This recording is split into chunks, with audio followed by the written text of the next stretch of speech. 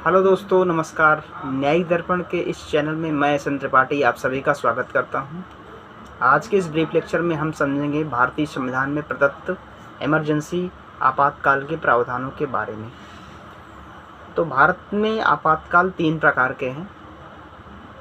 एक है राष्ट्रीय आपातकाल, दूसरा है राष्ट्रपति शासन और तीसरा है वित्तीय आपातकाल। तो इसके बारे में प्रावधान भारतीय संविधान के भाग 18 में अनुच्छेद 352 से 60 तक किया गया है। तो अनुच्छेद 352 क्या है?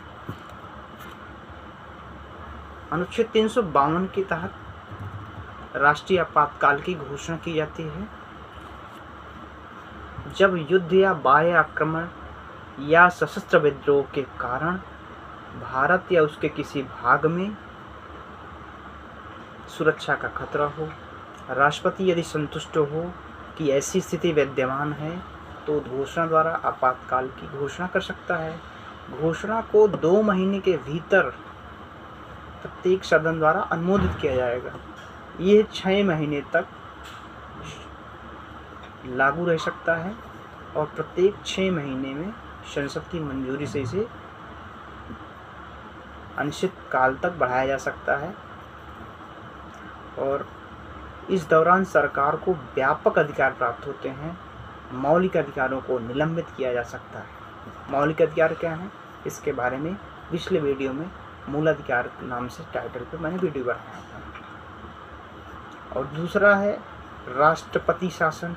अनुच्छेद 356 के तहत ये तब लगाया जाता है जब किसी राज्य में संवैधानिक तंत्र विफल हो जाता है, राज्य सरकार को भंग किया जा सकता है और राष्ट्रपति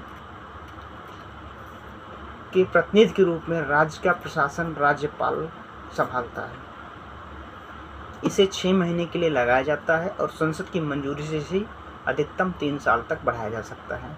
विदित हो कि पंजाब में आंतरिक अशांति के कारण सबसे अधिक बार और यूपी में राष्ट्रपति शासन लगाया गया है। वित्तीय आपातकाल क्या है? वित्तीय आपातकाल अनुच्छेद 360 के तहत यह तब घोषित किया जाता है जब भारत की वित्तीय स्थिरता या साख खतरे में हो। इस दौरान केंद्र सरकार वित्तीय मामलों में राज्य को निर्देश दे सकती है। अभी तक फिलहाल भारत में वित्तीय आपातकाल घोषित नहीं हुआ है। तो समराइज करते हैं कि भारत में 3 प्रकार के आपातकाल की प्रावधान है।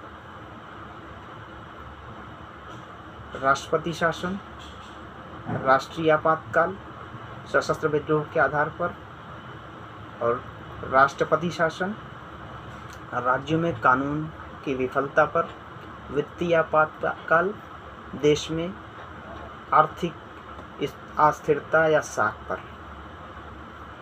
तो इसका प्रावधान भारतीय संविधान के भाग 18 में अनुच्छेद 352 से 360 तक किया गया है।